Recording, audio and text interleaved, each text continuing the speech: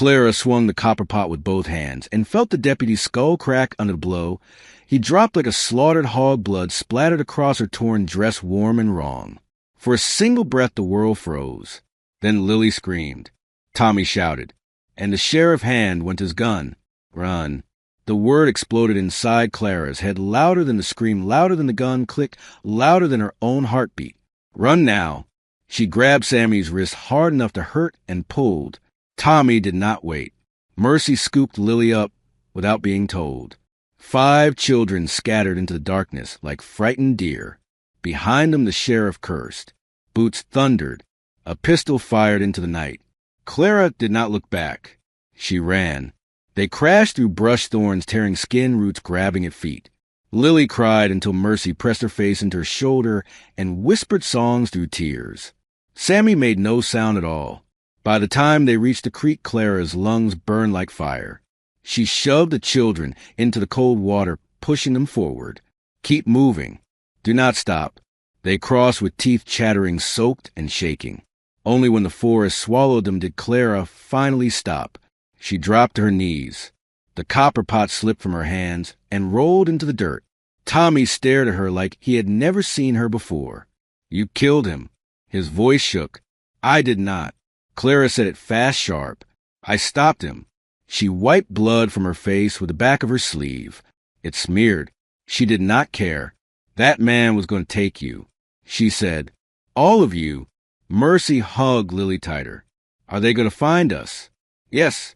Clara answered honestly, which is why we are not staying. The moon slid out from behind the clouds, lighting Clara's face. 12 years old. Hollow cheeks. Eyes too old for her body. We go to the mountains, she said, to the man Mrs. Patterson told me about. Tommy swallowed. The mountain man, the one who hates people. He needs a cook, Clara said, and I can cook. You were just a kid, Tommy whispered. Clara looked at her siblings one by one. Lily fever warm and weak. Mercy trying to be brave. Sammy silent broken. Tommy pretending to be grown. Then I will be a kid who keeps us alive. They walked through the night, feet bleeding, stomachs empty, fear riding their backs. At dawn they reached the edge of the mountain land. The air was thinner, colder. Pines rose like giants. Smoke curled from a lone cabin above a clearing. That is him. Mercy breathed. Clara wiped her face, straightened her torn dress, and lifted the copper pot. She knocked once. Nothing. She knocked again. The door opened slowly. A tall man filled the frame, beard, thick eyes hard like stone. What you want? He growled. Clara lifted her chin.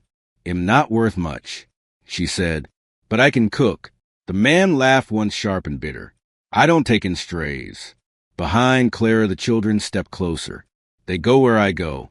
Clara said, we will sleep outside if you want. I just need your stove 1 hour a day. The man looked at the copper pot, at the bruises, at the blood. Where did that come from? From protecting my family. Silence stretched. Finally he stepped aside. One night, he said. That's all. Clara nodded. One night is enough. She did not know it yet, but that night would change everything. The cabin smelled of smoke, old wood, and loneliness. Clara felt at the moment she stepped inside, like grief that had soaked into the walls. The mountain man shut the door behind them. His name, he said, was Elias. He did not offer blankets, did not offer kindness. He simply pointed to the floor and said, sleep? Clara nodded. Gratitude was wasted on men who had forgotten how to receive it. That night, she did not sleep. She listened to the wind clawing at the roof, to Lily breathing too fast, to Sammy shifting without sound. Before dawn she rose, moved silently, found flour hard as stone-dried beans and a strip of smoked meat. She worked anyway. By the time Elias woke, the cabin smelled alive. Bread steaming, beans thick and rich, something warm enough to wake memories. Elias froze in the doorway. His stomach betrayed him with a sound. You used my last flour, he said. Clara did not look up. Then I will replace it. How? He demanded. By working, she said. Cooking, cleaning, hunting if you teach me. Elias watched her hands. Steady, sure, like someone who had fed others before she ever fed herself. The children ate quietly. Lily smiled for the first time in weeks. Sammy watched the fire like it might speak back. Elias sat, ate, did not speak. When he finished, he stood. You can stay 1 week, he said. No longer. Clara bowed her head. 1 week was more than she had hoped for. By the 3rd day, trouble came sniffing. Men from below. Questions. Rumors. Elias sent the children into the trees. Clara stayed. They are not yours. The men said, they are mine while they breathe under my roof. Elias replied. That night Elias sharpened his axe. Clara sharpened her plan. She taught Mercy how to stretch meals, taught Tommy how to set snares, taught Sammy to sit with Elias by the fire. The boy did not speak, but he listened. On the 5th night, Lily burned with fever. Elias said nothing, but his hands shook when Clara asked for more water. Clara sat with Lily through the night, sang low, mixed herbs she remembered from her mother. At dawn, Lily slept peacefully. Elias sat across from Clara, eyes wet with something dangerous. Why do you fight so hard? He asked. Because nobody else will. Clara answered. The sheriff came at sunset, with papers, with smiles that meant cages. Elias reached for his gun. Clara stepped forward. Give me 10 minutes, she said. She cooked, fast, everything they had. She placed bowls before the men. They laughed, then ate, then listened. She spoke of the children, of work, of survival. She showed them blisters, showed them scars, showed them Sammy. The men left unsettled. That night Elias said nothing. But when Clara lay down, he placed a blanket over the children. The 6th day, he taught Tommy to shoot, taught Mercy to read tracks, taught Sammy how to brush his old horse. The horse lifted its head. Sammy smiled. On the 7th morning, Elias stood at the door. The valley below glowed with danger. They will come back, he said. Clara nodded. I know. Then leave, he said. She shook her head. We stay. Elias stared at her. At 12 years of fire, at 4 lives tied to her spine. You will die here, he warned. Clara lifted the copper pot. Then we will die together. Elias laughed. Long, broken. That was the moment. The mountain decided. And the man remembered what it meant to protect. The snow came early that year, heavy and sudden, like the mountains themselves had chosen sides. By the 8th day, tracks appear below the tree line. Men, horses, purpose. Elias saw them first. He stood still for a long time watching the valley. Then he turned and spoke one word. Hide. Clara did not argue. She moved the children the way water moves downhill, fast, sure, silent, into the old storage cave behind the ridge, a place Elias had not used since the accident. You stay. Clara told them. No matter what you hear. Tommy wanted to fight. Mercy wanted to cry. Sammy only nodded. Clara returned to the cabin alone. The copper pot hung at her side. The men arrived before noon. 3 of them. The sheriff and 2 deputies. You are harboring fugitives, the sheriff said, girl included. Elias leaned on his axe. I harbor nobody. The sheriff smiled. We will see. They pushed past him. Clara stepped forward. Her heart beat, so hard it hurt. You want me, she said. Let them go. The sheriff looked surprised. You think you are the prize. Clara lifted her chin. I am the reason. The deputies laughed. Elias did not. When the sheriff reached for her arm, Elias moved. The axe handle struck the ground between them, like thunder. Touch her, and you leave without hands. Elias said. The standoff stretched. Wind howled. Snow fell. Then the sheriff spoke softly. Burn it. The cabin caught fast. Dry with old grief. Clara ran for the cave. Smoke chased her. Heat clawed her back. She reached the children, coughing, eyes burning. We go now, she said. They fled through the white forest, fire lighting the sky behind them. By nightfall, the cabin was gone. Ash in memory. They huddled in the cave, cold, hungry, afraid. Elias came at dawn. Beard, singed, hands blistered. Alive. He brought meat, blankets, hope. They burned it, he said, but they did not take you. Not yet, Clara replied. Elias looked at her. Something changed. You knew, he said. Yes, she answered. He sat heavily. I swore I would never fight again. Clara sat beside him. You are already fighting. Days passed. They lived like ghosts. Moving, cooking, surviving. Clara rationed food, taught lessons in whispers, turned fear into routine. One night, Elias woke to the sound. A voice. Sammy stood by the fire, small hands clenched. He pointed at the flames. Bad men, he said. The word landed like a blow. Clara froze. Elias dropped to his knees. Say it again. Elias whispered. Sammy swallowed. Bad men. Clara broke. Tears silent fierce. That night Elias made a choice.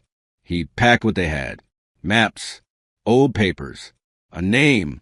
There's a man in the high town. He said. Federal. He owes me. Clara understood. Proof. Exposure. And I will go, she said. No. Elias said. You cannot, she said. He looked at her, at the copper pot, at the children. I will draw them away, he said. Clara shook her head. I am smaller, faster. They will not expect me. Silence.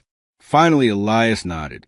Before dawn, Clara left, wrapped in Elias' coat, proof hidden in bread. The mountain watched her go. Behind her, fire waited. Law followed. Ahead, justice, and a 12-year-old girl who refused to let her family disappear.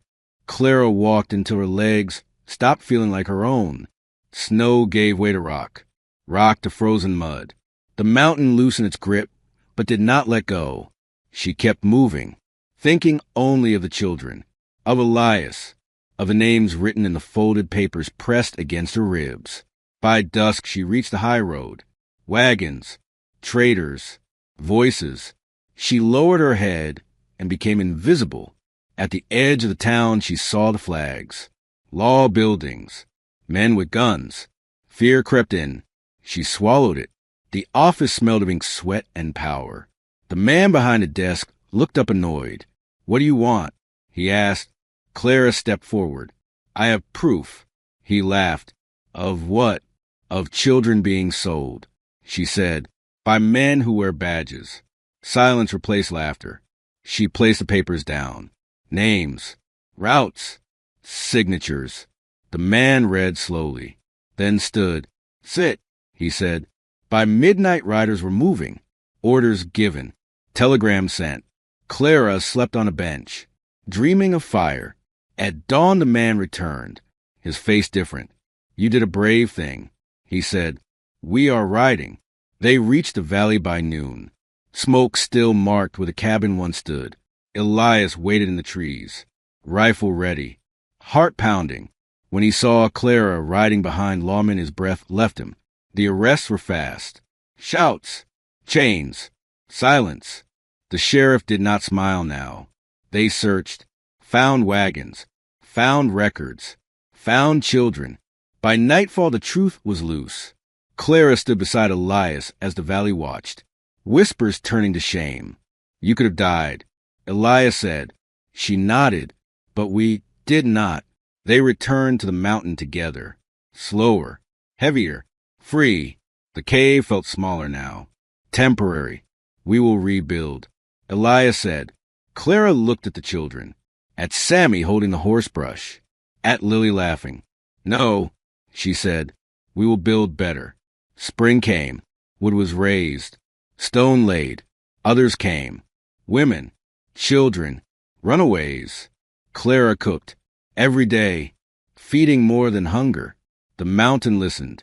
Elias watched her teach. Plan, led. You are not a child, he said. She smiled. I never was. One night, as stars burned bright, Elias spoke again.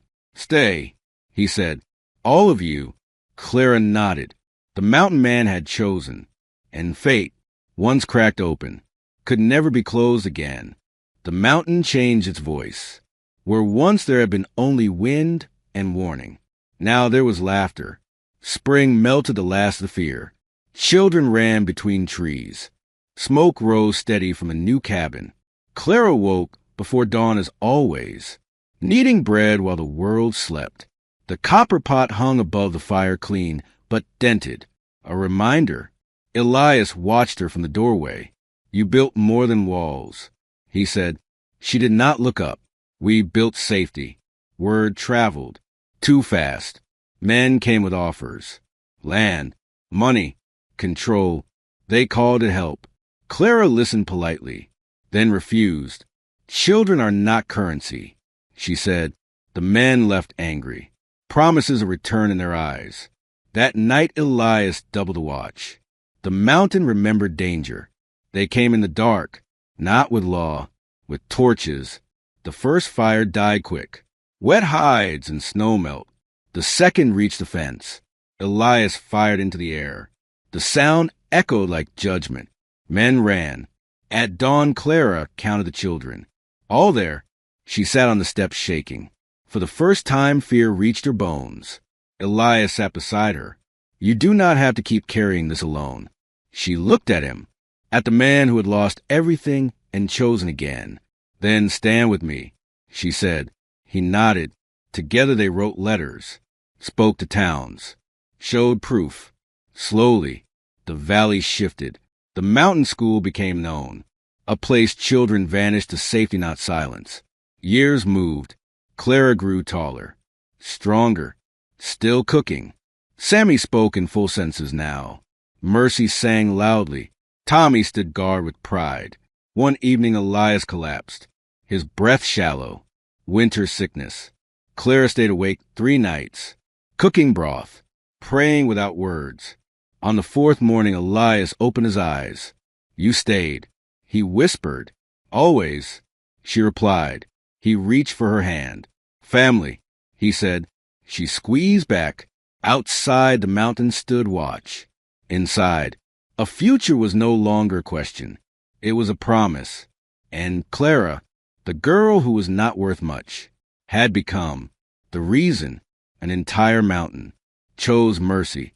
The mountain greeted dawn with quiet respect. Mist curled through the pines. The world felt settled. Clara stood outside the cabin watching the children wake. Sammy brushing the horse. Mercy humming while helping Lily. Tommy sharpening tools beside Elias. It had been 2 years since the fire. 2 years since fear ruled their steps. Now it ruled nothing. Travelers came seeking shelter. Runaways. Broken families. Lost souls. Clara fed them all. She never asked for thanks. Only asked that children be protected. The mountain school grew. Lessons taught by firelight. Cooking, reading, survival truth. Elias aged slower than the years suggested. Laughter had softened him. Purpose had steadied his hands. One evening, he handed Clara a folded paper. Land deed. Names written careful. This is yours, he said. All of it.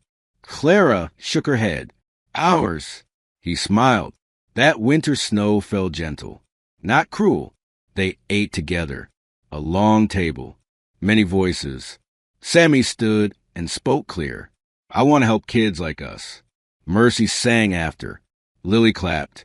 Tommy nodded proud. Clara felt her chest ache. Later that night, she hung the copper pot above the fire. Clean, still dented. Elias stood beside her. That pot changed everything, he said. Clara touched it softly. No, she said. People did. She stepped outside.